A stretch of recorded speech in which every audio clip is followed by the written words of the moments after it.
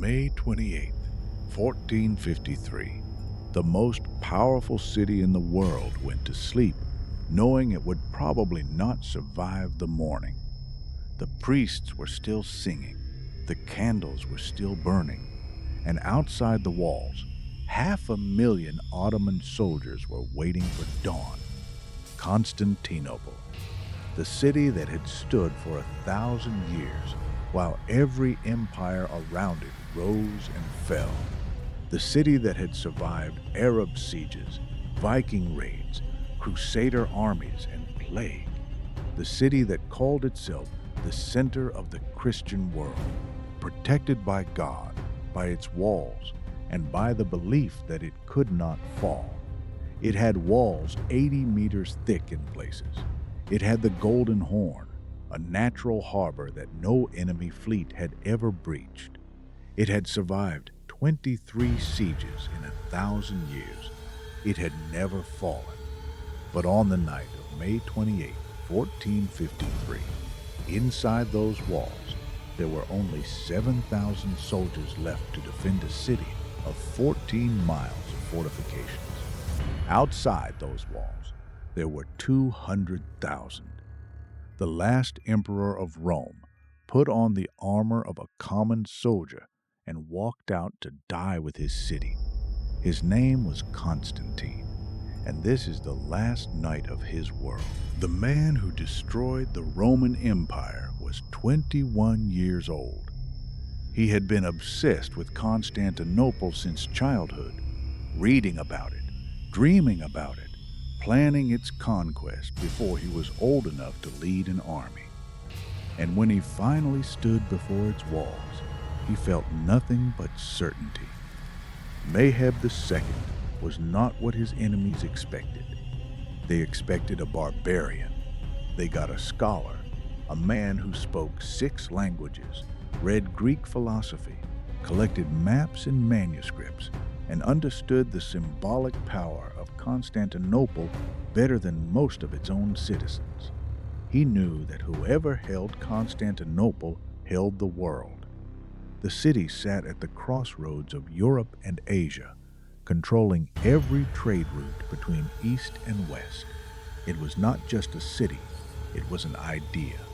The idea that there was a center to civilization and that it was Christian. Mehmed intended to make it Muslim. He had spent 2 years preparing. He had built a fortress on the European side of the Bosphorus to cut off Byzantine supply lines. He had commissioned the largest cannons ever built, bronze monsters capable of firing stone balls weighing half a ton. He had assembled the largest army the region had ever seen. He was 21 years old, and he was completely certain he would not fail. On the night before the final assault, something happened inside the Hagia Sophia that witnesses described as the most beautiful and most heartbreaking thing they had ever seen. Every person in Constantinople who could walk came to pray. Catholics and Orthodox Christians who had spent decades arguing about theology knelt side by side in the candlelight and prayed to the same God. They all knew it was probably the last time. The Hagia Sophia had stood for 900 years. It was the largest church in the world, its dome so vast that early worshippers said it seemed suspended from heaven by a golden chain. On the night of May 28th, Emperor Constantine XI entered the church and prostrated himself before the altar. He asked for forgiveness. He said goodbye to his court, to his advisors, to everyone he knew. He wept. Then he left the church, mounted his horse, and rode to the walls. The candles in the Hagia Sophia burned through the night. The priests continued singing, even as the sound of Ottoman drums grew louder outside the walls, even as the ground began to shake from the cannons. They sang until the walls fell. The walls of Constantinople were the greatest feat of military engineering in the ancient world. They had protected the city for 1,000 years. On the night of May 28th, They were held by 7,000 exhausted men who had not slept properly in 53 days. And they knew, every one of them knew, that when the assault came, the walls would not be enough. The Ottoman siege had lasted 53 days. For 53 days, Mehmed's cannons had fired at the walls, the largest cannons ever built, capable of firing 8 times a day, each shot sending a half-ton stone ball into ancient Byzantine stonework. The walls had been repaired every night by civilian volunteers, men and women carrying stone and mortar in darkness while the cannons cooled. But the walls were crumbling. A section near the Blockerney Palace had collapsed and been repaired with wooden stakes and barrels of earth. Every defender knew it was the weakest point. Every Ottoman commander knew it too. Constantine rode along the walls that night, speaking to his men. He told them they were the last defenders of Rome, that what they did that night would be remembered forever. Most of them had been awake for 2 days. The assault began at 1:30 in the morning, not at dawn, in complete darkness, so that the defenders on the walls could not see how many were coming. They could only hear them, and what they heard was the largest army assembled in that part of the world in living memory, screaming the name of God in Arabic, moving toward them through the dark. Mehmed sent his weakest troops first, irregular infantry from the conquered territories, men he was willing to lose. Their purpose was not to breach the walls. Their purpose was to exhaust the defenders. Wave after wave, for 2 hours, they came. The Byzantine defenders, 7,000 men against 200,000, held. Then Mehmed sent the Janissaries, the elite soldiers, the men taken as Christian children from Balkan villages, trained from boyhood to feel nothing but loyalty to the Sultan. They came in silence, no screaming, no drums, just the sound of disciplined feet on stone and the first gray light of dawn beginning to show on the horizon. They found the section of wall held by wooden stakes and barrels of earth. They went through it in minutes. When the Janissaries breached the wall, Emperor Constantine XI did something that no one expected. He took off his imperial insignia, the purple cloak, the crown, everything that marked him as emperor. He drew his sword, and he charged into the gap in the wall on foot, alone, to fight as a common soldier. He was never seen again.